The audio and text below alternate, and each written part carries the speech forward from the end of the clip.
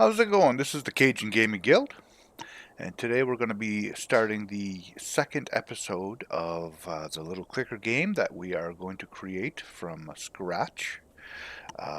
And so far in the first video, basically all I did was make like a template of a little clicker game. It's going to be like resource management. It's going to be tower defensey. Um, and I started making, I believe, a few digits. So today I'm just going to show you where I am at today quickly. It's going to be a quick video and show you what I've done to update. And also, I just wanted to let you guys know that this game is shared, and I'm doing it right now.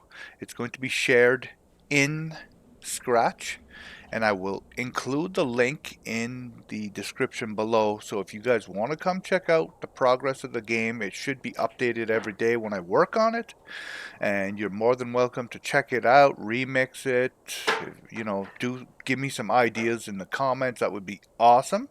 So what I added since the last time was I got all of the resources done up with numbers now. Okay, so they all are 4 digits long, and you're going to see how much room that takes. Okay, so if you click on the folder here, look at all the sprites now that I have, and let me just change the view so you can see even more. Like, look at all these sprites that I have just for numbers. So now you understand how complicated this can get and unorganized if you're not careful. All right, so I keep everything organized, I keep it in order, I keep every digit where it's supposed to be on the left hand side of and it just keeps going down to the left, and it just continues. So everything is in complete order, so I know where to find it if I need to go looking for it later. And then I put it in a folder, close the folder, done. All right, and it's that easy. Keeps everything looking nice down here. I also improved the graphics just a tiny bit. All it was a plain green background. So what I did there, I went and I downloaded online a. It used to be this, so that's what it was when I first started. I've added some trees. I added the mountains, and all I did was I went online and I downloaded a green grass um, graphic. Okay, that's all this is, and I just made it full screen, so it's covering everything here, but it's only underneath this. And now all I did was ghost it at a certain percentage, I believe 50%, that's what I put here. And then it makes it look kind of like grass, but not like, it's not amazing, but it's not as plain as the green, just a plain green was like this. This is just too plain. So it gives it kind of a little bit of character. All right. And it also, you can see it underneath the road because I have the road ghosted, and it makes the road look like it's gravelly now instead of, right? It's a texture. It's a grass texture, but since it's formed like this, it still looks like road now on the path. So that's another reason why I did that. I then took these trees and I made clones.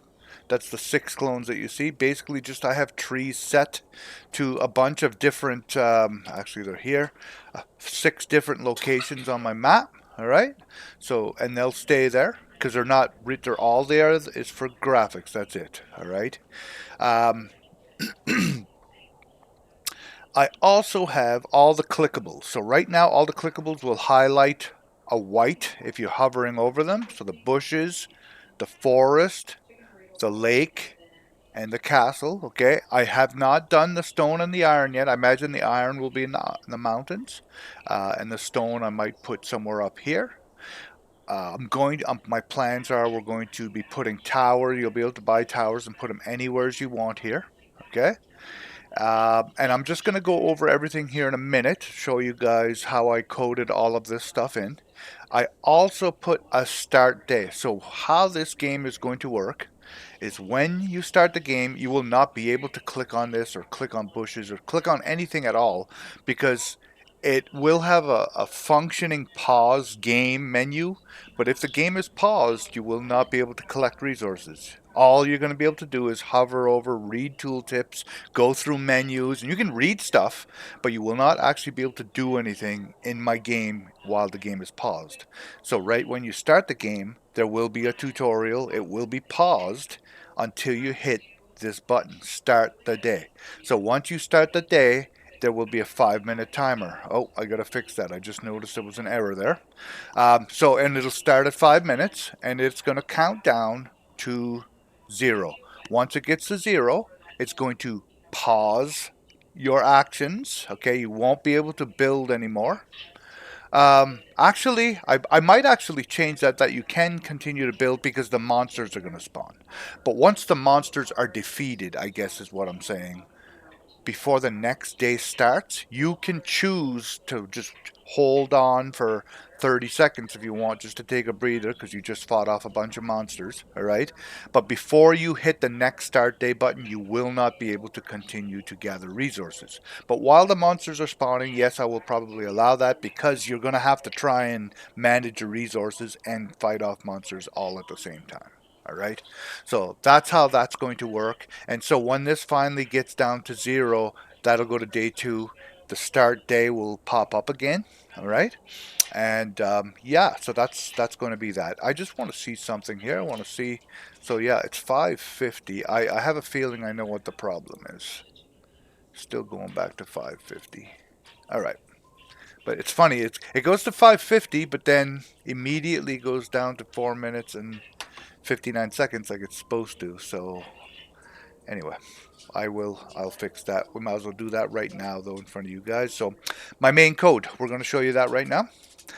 You'll notice that when the green flag is clicked, everything gets reset here.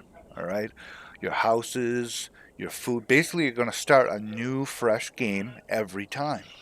But like I said in the first video, we're going to have a meta currency, a currency that you'll be able to spend in between games, and that's going to be the gold. So every time I click this green flag, I do not want your gold to reset. So if you've collected 25 gold and you hit the green flag to start a new game, well, your gold is still going to be there. You're still going to have whatever you had, and it'll just continue to build up and build up and build up, and then you'll be able to spend it in that menu in between.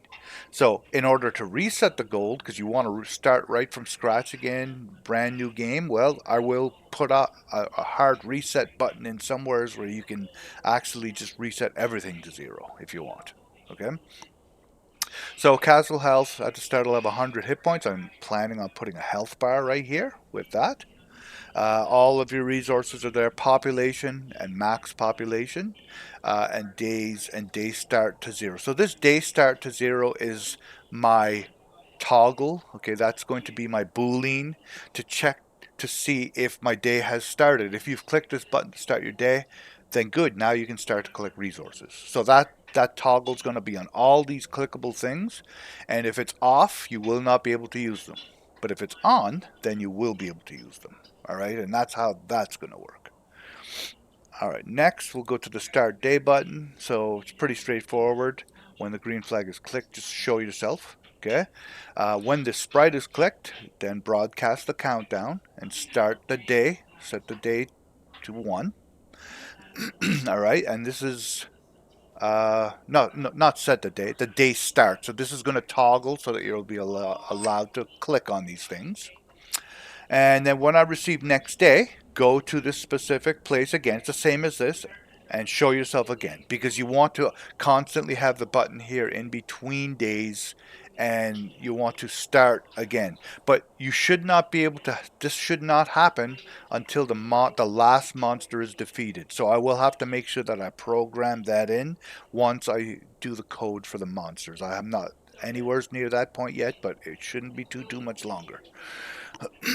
All right, let's also go through this. So I created this white bar, and that's all it is. It's just a white bar.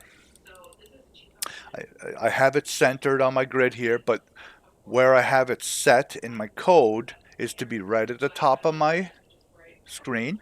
because I didn't want all this green there. It's really difficult to see the lettering with that. So I just put like a nice little white background. I'm going to have a bar that's going to fill up under each of the resources at the top, the 4 top resources. All the rest are things that you're going to be able to buy slash just information, like the days, the timer.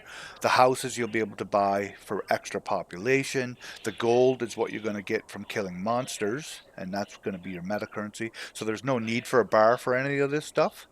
But for these, they'll all have a bar underneath them that will fill up, and as long as you're clicking and holding, or you have a person that's going to work in that specific location. When you have a person working there, it will just automatically fill up, and once it fills up, you'll gain a certain amount of resources based on your upgrades in the shop.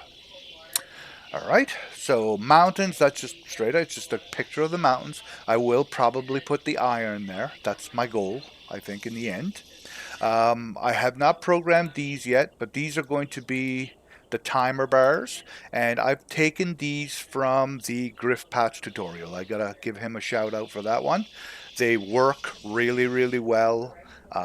There's no need to recreate the wheel, so all I've done is basically copied his idea and use them in all my games. Anytime I have a bar, I use his method. It works perfectly. So alright, if you need to see a tutorial, you can go look at his videos. He does a really good job at explaining it.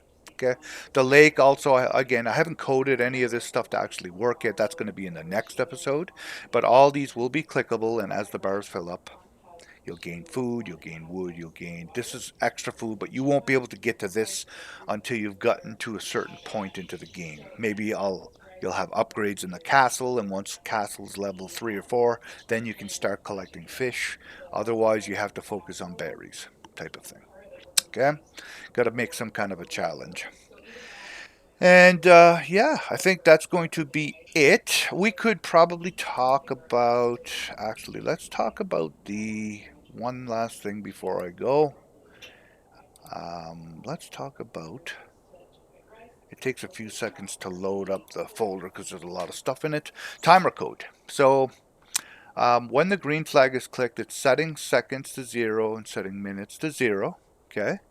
And then when I receive countdown, it sets minutes to 5 and seconds to 0.